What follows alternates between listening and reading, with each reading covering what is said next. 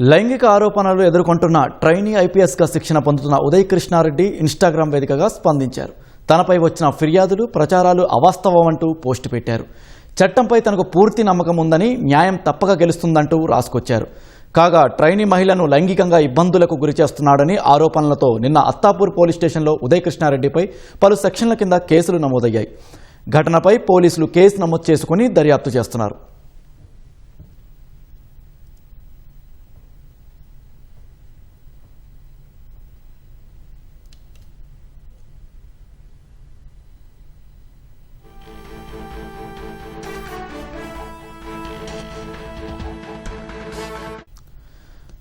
లైంగిక ఆరోపణలు ఎదుర్కొంటున్న ట్రైనీ ఐపీఎస్గా శిక్షణ పొందుతున్న ఉదయ్ కృష్ణారెడ్డి ఇన్స్టాగ్రామ్ వేదికగా స్పందించారు. తనపై వచ్చిన ఫిర్యాదులు, ప్రచారాలు అవాస్తవమంటూ పోస్టు పెట్టారు.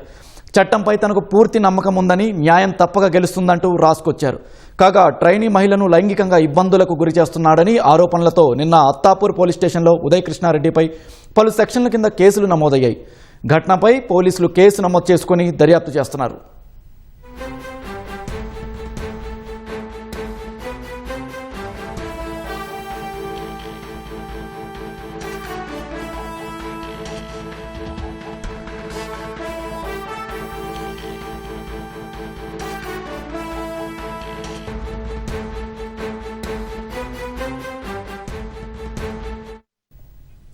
లైంగిక ఆరోపణలు ఎదుర్కొంటున్న ట్రైనీ ఐపీఎస్గా శిక్షణ పొందుతున్న ఉదయ్ కృష్ణారెడ్డి ఇన్స్టాగ్రామ్ వేదికగా స్పందించారు. తనపై వచ్చిన ఫిర్యాదులు, ప్రచారాలు అవాస్తవమంటూ పోస్టు పెట్టారు.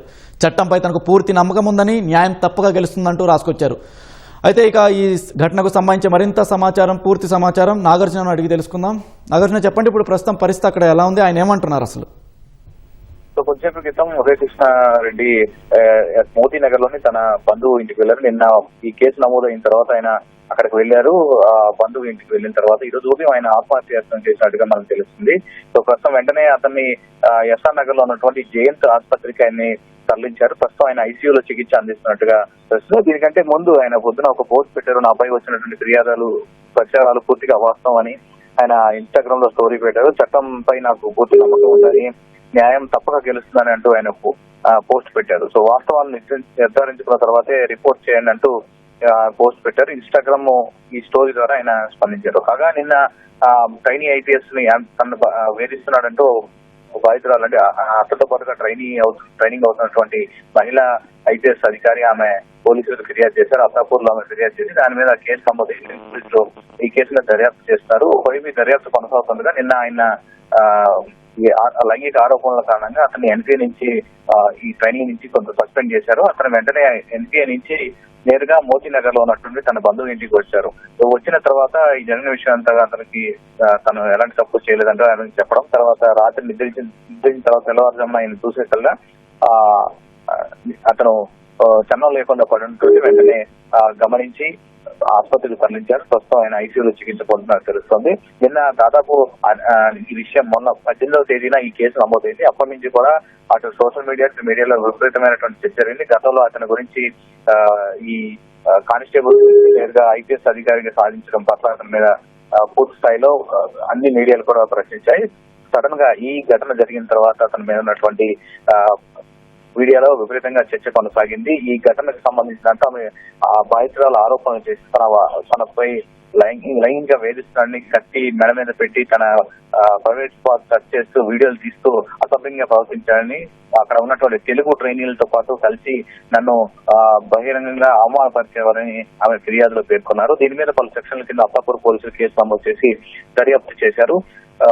దర్యాప్తు కొనసాగిస్తున్నారు. నిన్న ఎన్పీఏ కూడా వెళ్లి కొన్ని వివరాలు కూడా సేకరించారు. సో దీని మీద ఆల్రెడీ కేసు దర్యాప్తు కొనసాగుతుంది వల్ల ఈ రోజు అతను ఆత్మహత్య యత్నం చేయడం కలకలం సృష్టించింది. ప్రస్తుతానికైతే ఐసీయూలో ఆయన చికిత్స ఆయన ఆసుపత్రి దగ్గర వాళ్ళ బంధువులు వచ్చినట్టుగా తెలుస్తోంది. దీని మీద ఆసుపత్రి నుంచి ఒక సమాచారం ఆయన ఆరోగ్య పరిస్థితి విషమంగా ఉన్నట్టుగా తెలుస్తుంది. అటువంటి విషయం ఏంటి, దాన్ని వెంటనే చికిత్స అందించేందుకు వైద్యులు ప్రయత్నిస్తున్నారు.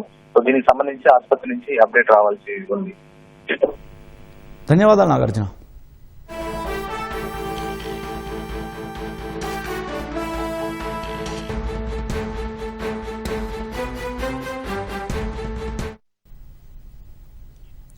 లైంగిక ఆరోపణలు ఎదుర్కొంటున్న ట్రైనీ ఐపీఎస్గా శిక్షణ పొందుతున్న ఉదయ్ కృష్ణారెడ్డి ఇన్స్టాగ్రామ్ వేదికగా స్పందించారు. తనపై వచ్చిన ఫిర్యాదులు, ప్రచారాలు అవాస్తవం అంటూ పోస్టు పెట్టారు. చట్టంపై తనకు పూర్తి నమ్మకం ఉందని, న్యాయం తప్పక గెలుస్తుందంటూ రాసుకొచ్చారు. కాగా ట్రైనీ మహిళను లైంగికంగా ఇబ్బందులకు గురి చేస్తున్నాడని ఆరోపణలతో నిన్న అత్తాపూర్ పోలీస్ స్టేషన్లో ఉదయ్ కృష్ణారెడ్డిపై పలు సెక్షన్ల కింద కేసులు నమోదయ్యాయి. ఘటనపై పోలీసులు కేసు నమోదు చేసుకుని దర్యాప్తు చేస్తున్నారు.